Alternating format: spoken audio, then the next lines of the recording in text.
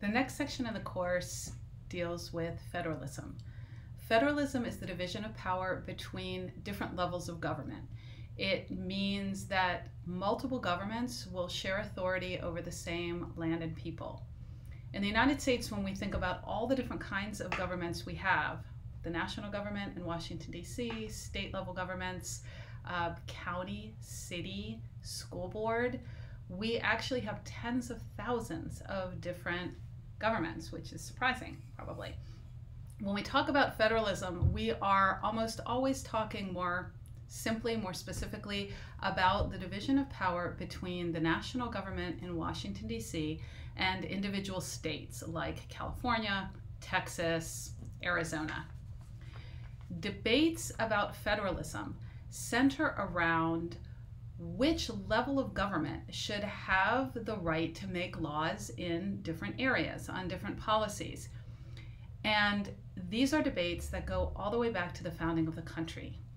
As you know from your study of the Constitution, the framers of the Constitution and the original 13 states were profoundly concerned that in forming this national government, they would lose their independence in favor of national unity. They would lose what was unique about each of them, and they would lose the ability to make laws, to make policy that they wanted, that the people of their state wanted, or that responded more specifically to conditions in that place.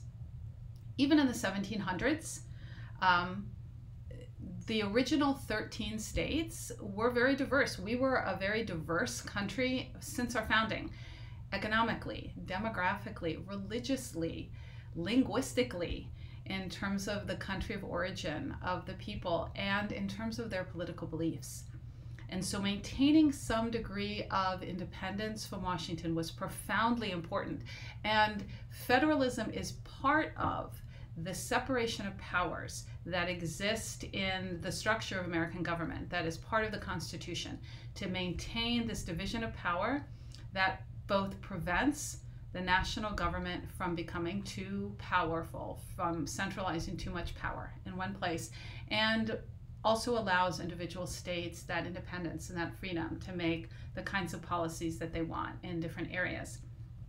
So if we think about where we see federalism at work, it can kind of seem like a dry topic, maybe a very bureaucratic or technical topic, but when you think about all the areas where laws differ, often profoundly, from state to state within the United States, you realize that the lived experience under these different laws varies tremendously from place to place. We are a diverse country in a lot of ways, but one of the main things that distinguishes us is that lived reality that we feel at the state level, that apart from whatever other differences exist between a state like Vermont and Texas, there are so many differences in the laws between those two states on very consequential issues that the lived reality of people in those two places is actually quite different. So when we debate federalism, what we are debating is what level of government has the right to make policy. Should it be California and North Dakota and Florida, or should policy on a particular issue be made primarily in Washington, D.C.? Nowadays, there are actually very few areas where states have complete independence to do whatever they want, apart from the authority of Washington. But there are many areas in which states have some degree of freedom within a certain range set by the federal government to make policy that they want. And these policies, again, differ widely from state to state.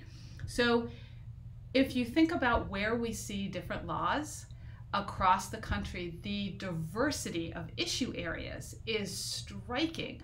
We have different laws on issues as diverse as reproductive rights, educational policy, whether we have, what kind of science education we have, whether you can learn about evolution in science class, whether there's sex ed and what that looks like, whether there's bilingual education, whether you can homeschool and what conditions you need to meet in order to do that. Welfare, state assistance, food stamps, housing assistance, unemployment, all that varies from state to state. Marriage and divorce laws, custody laws, adoption laws, LGBTQ equality. and what kinds of protection from discrimination you have in employment or housing or in other areas of your life. Law enforcement, how they're trained, what their range of authority is, what arms they can use, whether they need body cams or car cams varies from state to state. Licensing, driver's license, professional licenses, drug laws, euthanasia, immigration laws, environmental policy, alcohol laws, right? What you can buy, where you can bring things, gun laws, which is a really important issue. What kind of gun you can get, who can get it, where you can bring it, varies widely from state to state. So there's a tremendous amount. Drug laws, right? Healthcare, who can access it and who can't. So the PowerPoints go into more detail on a number of different policy areas. And so just to review a couple of those by way of example, take the issue of reproductive rights. So access to birth control, to abortion, to reproductive health care. These very basic things vary widely from state to state. So most of us are, for a few decades at least, in our reproductive years, and so those issues are going to be profoundly important to us. How easy it is to get birth control, to terminate a pregnancy if you want to do that, to access reproductive health care, to plan families, etc. Varies a lot, and these are very consequential, very personal issues. For example, in California, or states like Minnesota or New York or Maryland, reproductive rights are relatively robust and accessible. If you need birth control, even if you're under 18 in California, it's possible to get that. If you need reproductive health care services, you can get that. If you need an abortion, if you want to terminate a pregnancy, there are many places in California, many health clinics that can provide that service for you. By contrast, in a place like Alabama, reproductive rights are much more restrictive. It's difficult to get birth control without a prescription, especially emergency contraception. There are almost no abortion clinics or clinics that provide abortion left in the state of Alabama. There are just a few, most are part-time. So if you're a woman living far from one of these, and especially if you are a lower income individual, it can be very difficult to access a service that is technically legal. In places like Alabama and in other states, for example in Indiana, pharmacists can deny you a birth control prescription if it conflicts with their religious belief, and you can't do that in California.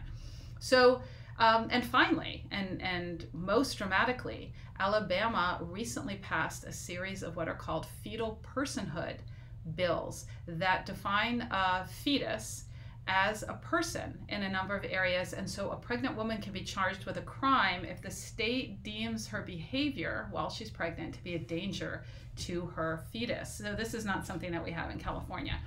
Drug laws, right? Marijuana is legal in California. It's completely illegal for any reason in a state like Georgia, and then a state like Maryland is in between. It's legal for medical reasons. It is illegal but decriminalized for personal use. Immigration. California is a sanctuary state. That means police will not cooperate with ICE on deportation, and they will not enforce immigration law as part of their law enforcement job. By contrast, in Texas, they are mandated to do both those things, and you can be fired as a member of law enforcement if you fail to check someone's immigration status or to cooperate with ICE on deportations. So these are profoundly consequential issues. When we think about what level of government should have control over it, it's important to remember that that same power has to be given equally to all states. So we, in our minds, probably have a list of states we think would do a good job and a list of states we worry about. But all states have to have that same power. Likewise, if you like the person currently in the White House, you might want Washington to have more control over policymaking, Washington, D.C. If you don't, you might want the individual states to have that power.